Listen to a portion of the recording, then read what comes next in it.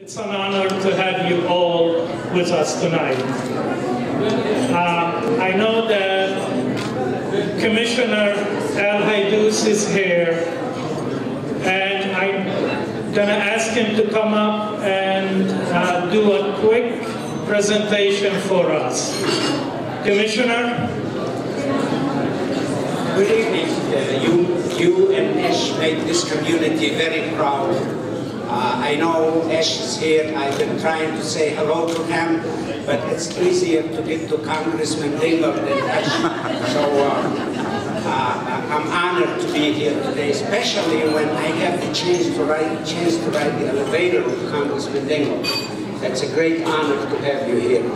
I will make it short and sweet, and it's not something politicians do usually. I would like to call Dr. Shaheen. I would like to present you with this certificate of congratulations on behalf of the Wayne County Commission and myself to congratulate you on being the awardee from the Arab American of the Year.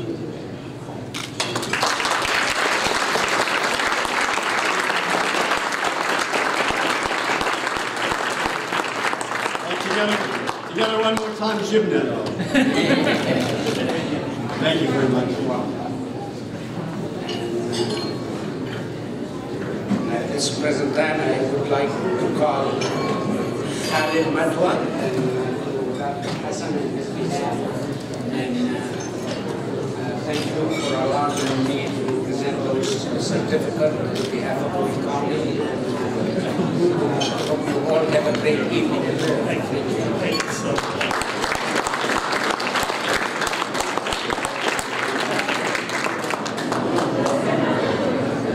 So,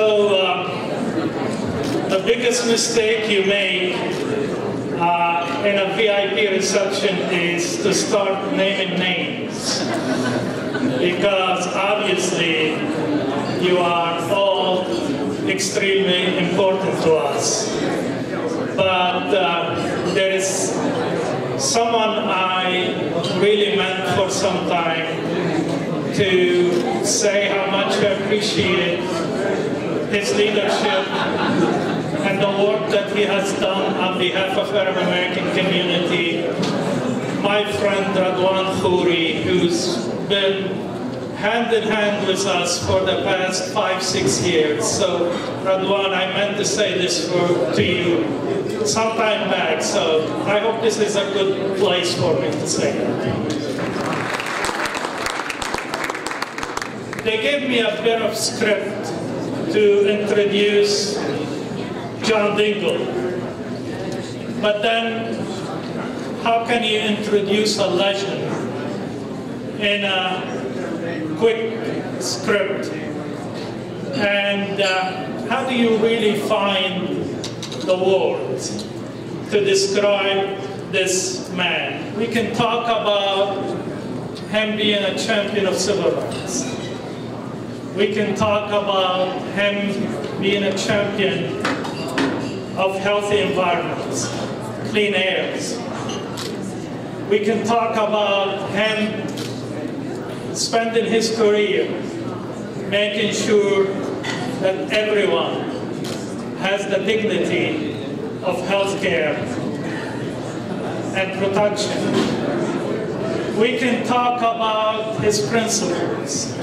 He never one day lost focus on who he is and what he stands for. And he stands for middle class, poor people, stands for democracy and better communities. But I want to tell you something that Ish knows. John has been part of Access family. He hardly missed any of our annual meeting. And you would see him come in politely, quietly, and he sits in the back and he listens to community concerns. And then I think I've seen him smile the most when he used to make a yearly donation of books to young people in our community.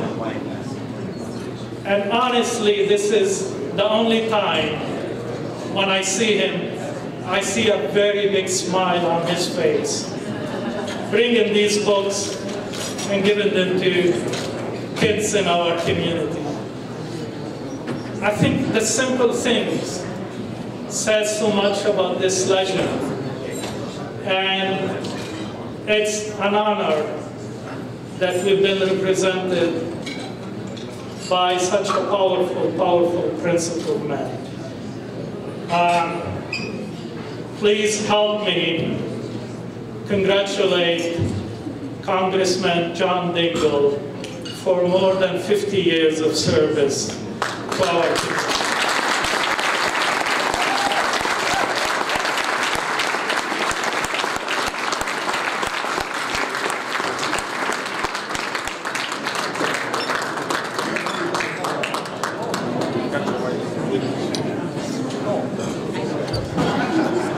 By golly, only access and my friends here would be so crazy packed. Thank you.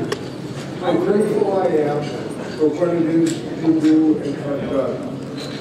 To compliment my old friend Ish and you, my new friend, the good work you do.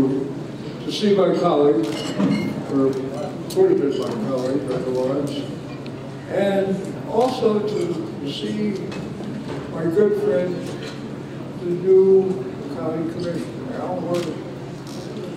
Wave so that we can applaud him. He served the people of his city with distinction for years.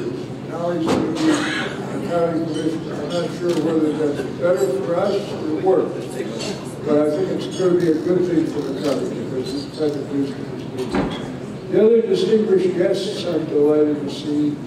And I want to thank Access for not just what they do tonight during this award, but rather for the goodness and the courage and the decency and the heart which they have shown.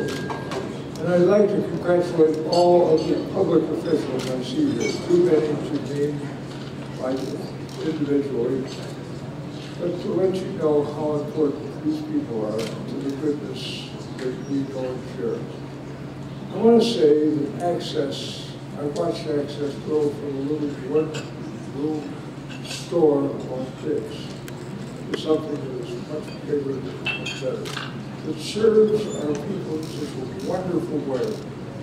And just to come here and associate with you, to rub elbows with friends like you, my friends in the Arab American and the Muslim community, to tell you how much it means to me, the good work that you do every day, and the growth you show, and the help that you receive from your friends who are not making it. I bring you the greetings of the lovely Deborah. She has had to go back to Washington for an important meeting. But she asked me to tell you how much you, as friends, mean to her, and how will be her purpose to try and make you proud of the service that she gives, and that she will continue working with you for justice in the Middle East for all of the people, and for a resolution of the difficult problems that exist there. I want you to know how grateful I am. This award will have an honored place in the home of Deborah and I. And when we look at it, we will remember each of you and your kindness and the goodness that you've shown to us for so many years. On Deborah's behalf, I wish I could give you our thanks. I wish you great good fortune, long lives, great happiness. You are a shining example to the people of this area of goodness, decency, and how you have not only pulled yourself up, but how you can help others. And so I pray God will bless each of you and all of you individually and collectively.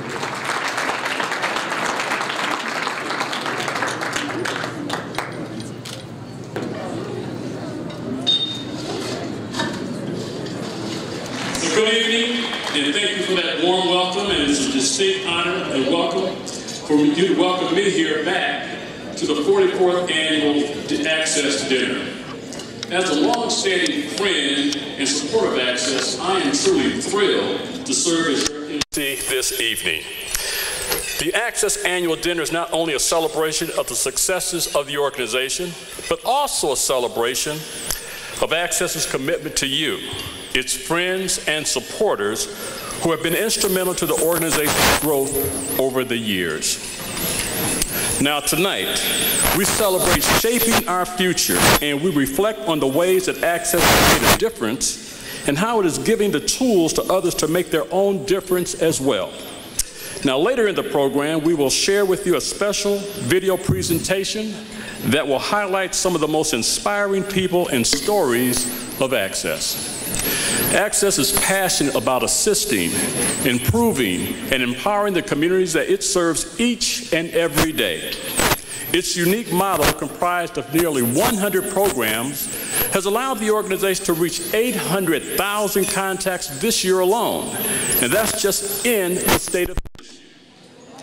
Access has also significantly expanded its national reach with innovative and impactful programming, touching the lives of countless individuals across the country. Now, in keeping with our theme to impact the world we live in, Access is pleased to present its second annual tweet wall, located just outside in the lobby area.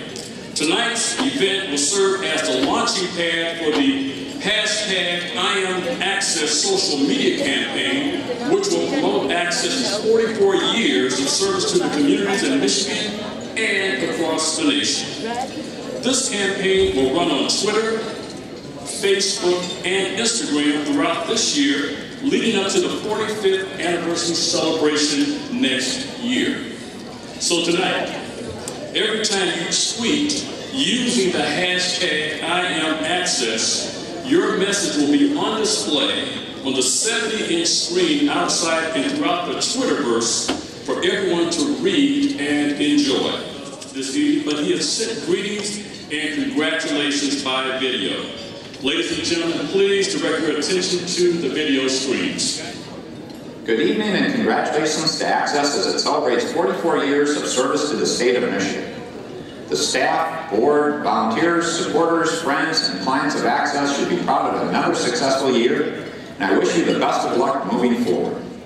As governor, I recognize the importance of Access, the largest Arab American nonprofit in the country, being here in Michigan.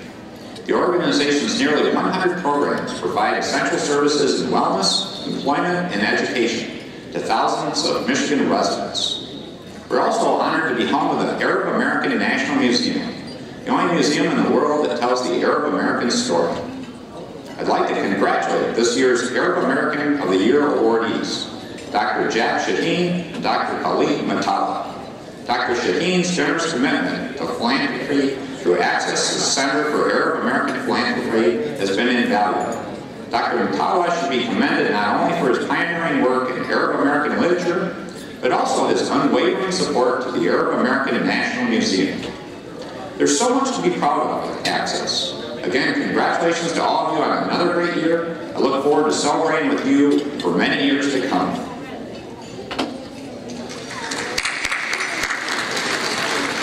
We appreciate that warm message by our governor. And now, ladies and gentlemen, please help me welcome the Access Board President, Mr. William Bill Swart, to the podium. Bill.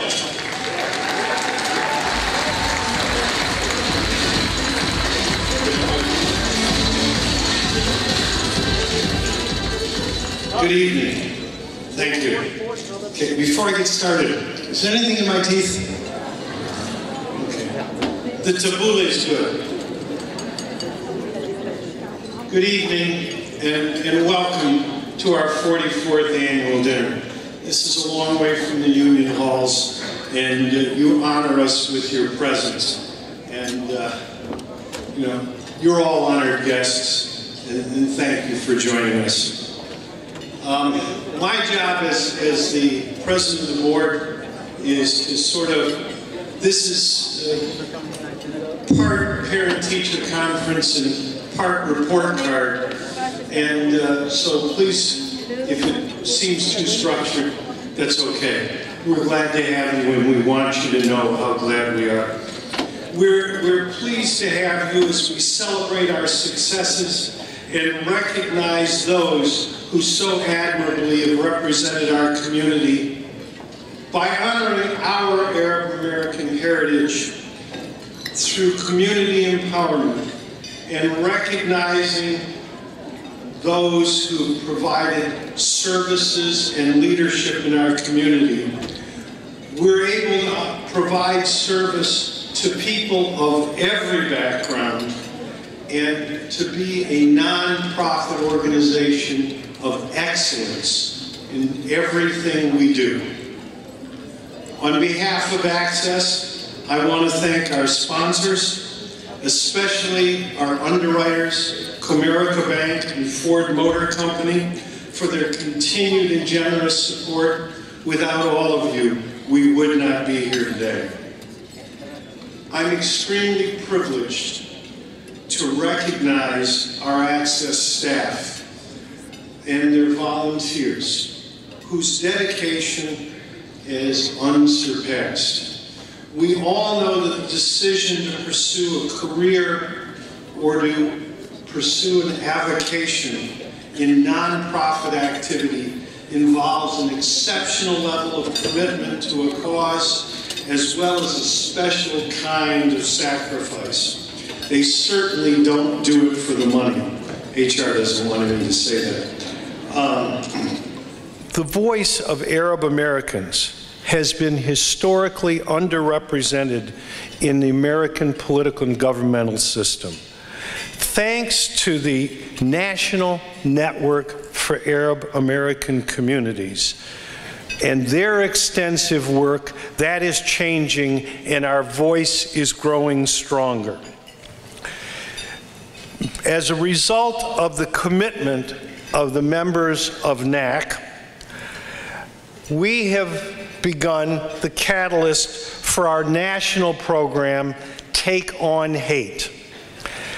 That was born out of a response for the growing antipathy in America and attacks on Arab Americans and Muslims. And because it has been adopted by communities and other organizations, has grown incrementally towards a great program which takes stands and opposes against bigotry and hatred in all forms. Congratulations to NAC.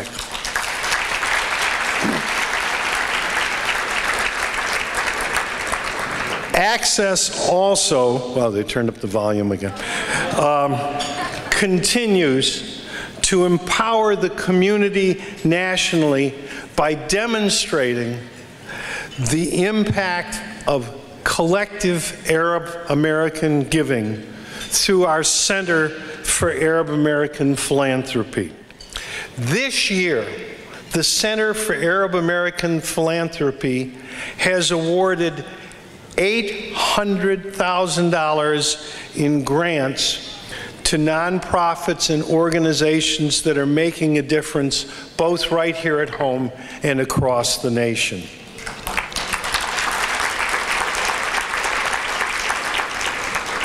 CAP is teaching our young people the importance of the role of philanthropy, and we have a teen grant-making program where young people learn how to receive, how to evaluate, and actually make their own grants. And it's a marvelous thing to behold, and I wish you all could see them in action.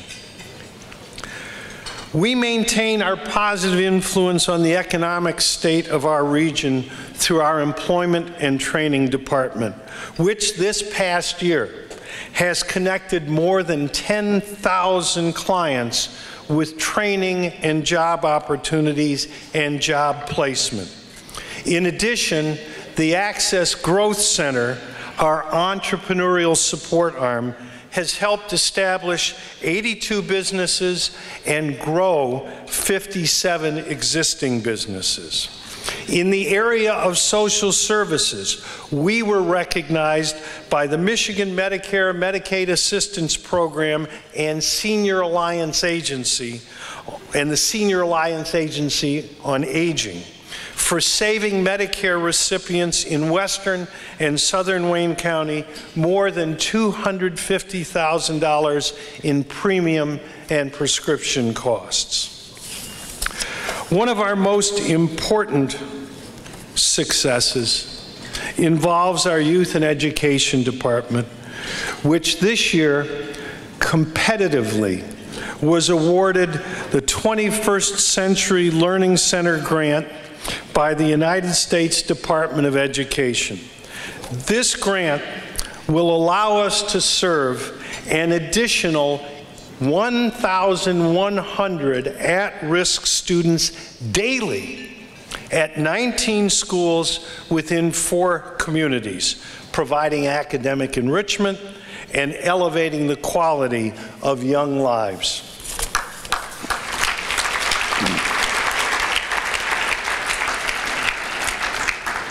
And last, but certainly not least, our Community Health and Research Center, in partnership with the Oman Ministry of Health, hosted its 7th International Conference on Health Issues in Arab Communities this year for the first time outside of the United States.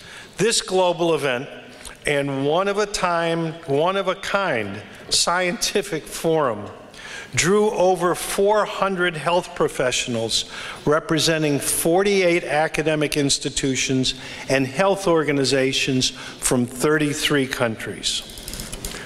All of these achievements and so much more fulfill Access's mission to assist, improve, and empower the communities that we serve. We believe that true leadership stems from the ability not only to help others, but also to give them the tools to shape their own futures and the future of our nation.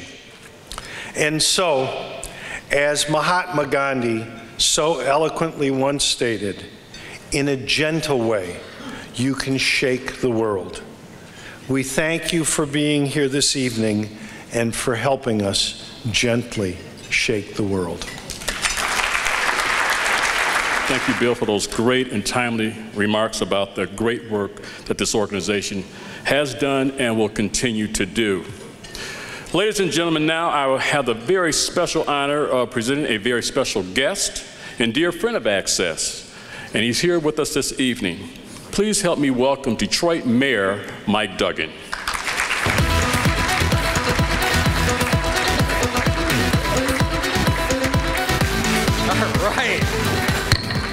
Well, I am so pleased to be here to celebrate with you the great work of Access in the area of health care and education and job skills and job placement for the residents. And there couldn't have been a more appropriate way to start the evening than the message involving the campaign to take on hate. Wasn't that group great? A couple of years ago, in my own way, I launched my own campaign to take on hate, although I didn't phrase it that eloquently. But many of you will remember when I announced I was going to run for mayor of Detroit, there were a lot of people who said, "What are you thinking? That racial distrust and divisiveness is such that you have no chance of being elected mayor because of your skin color." I was told that over and over. And in the 250 campaign events, I finished every single one with the same closing lines. I said to Detroiters in every corner of the city, if you vote for me, you are making a decision that we are going to live in a city where it is no longer going to matter if you're black, brown, or white. It's no longer going to matter if you're Christian, Jewish, or Muslim. It's no longer going to matter if you were born in the city of Detroit or you're an immigrant from another country. We're going to build a city where everybody's welcome, everybody's included, and everybody's valued. All right?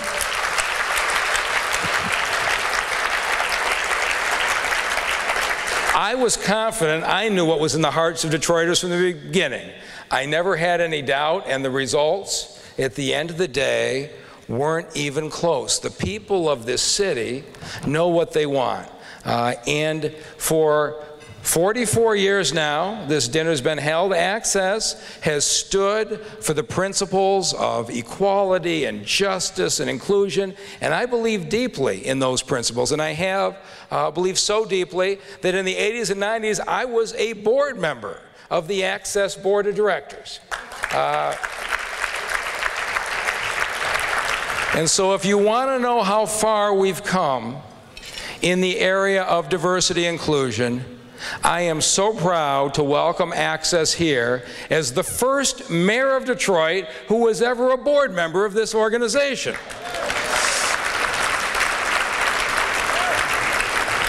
The relationship between Access and the city has never been stronger, and we are going to have a great partnership. Thank you very much for the invitation to speak this evening.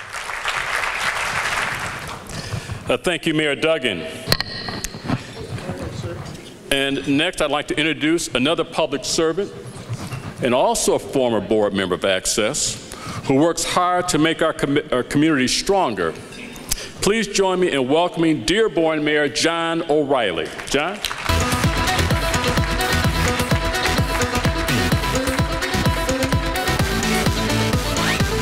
Well, we're on a theme here. I just have to make one comment. When Gerald talked about the, technology, and you can go on and do this tweeting and so on, and I thought, that just shows how much Access is tied to technology, because some of us remember when they used satellites to have a worldwide campaign to raise money.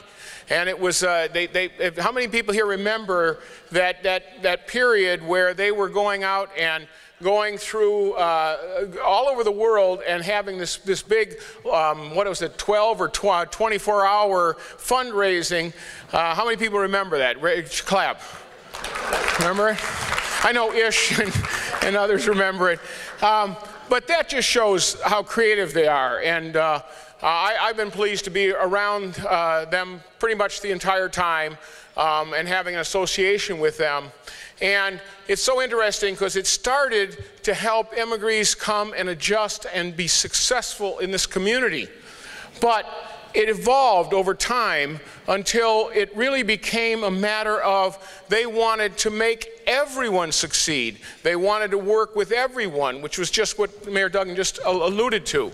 And I think that's what really separates them, is they never stopped growing, never stopped enlarging the view, and decided that they were going to meet needs in communities without regard to who was the one in need. And that's what it's all about. And that's why I say I'm following the same thing that Mike had, and we've known each other also for a very long time. But the only thing that Gerald got wrong is I wasn't on the board of Access. I happened to be one of the entities. I was the CEO of an entity that funded Access.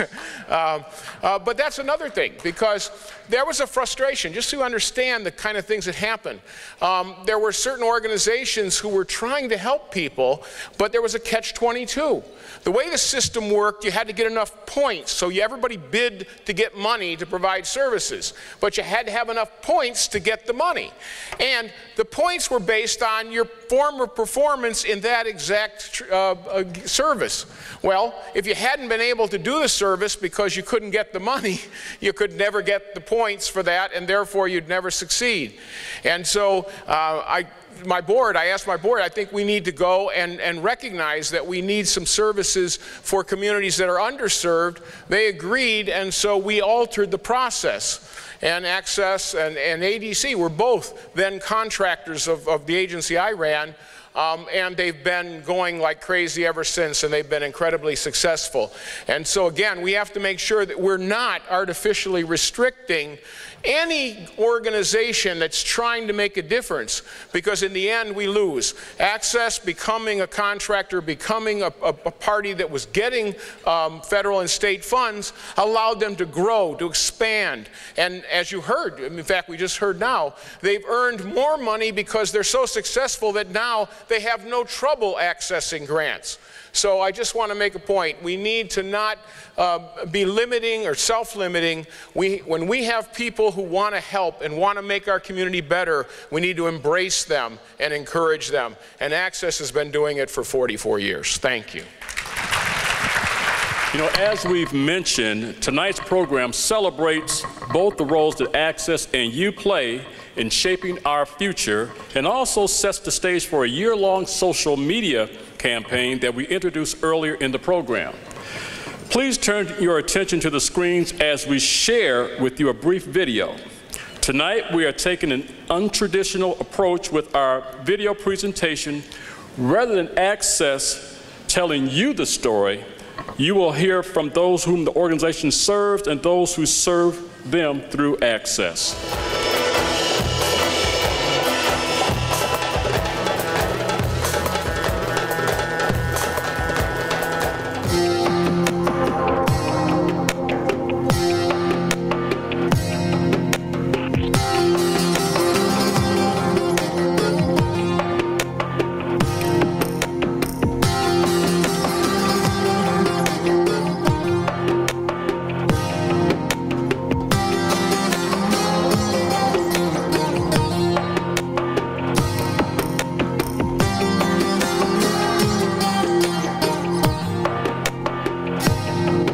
Access means a lot to me, because without Access I wouldn't be here today.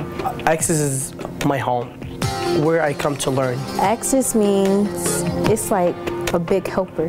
Access isn't just a nonprofit organization, it's a family. Access serves as a home away from home for the health and well-being of all adolescents in our community. Because of Access, there's such a sense of community in my life now that wasn't there before, and I'm very happy. Because of Access, I learned to speak English. Access means to me support. Whenever I'm at Access, I'm surrounded by warm and loving people who just radiate with kindness and undeniably show a deep affection for each other and deep endearment for each other. Access gives the people and the refugee opportunity. It means growth, it means community, it means help. Access means striving to help people reach their full potential and eventually reach their American dream. Access to me is the premier Arab American organization. It serves so many people in so many different ways. I am a true believer in Access. Access offered me my first paying job here in the U.S.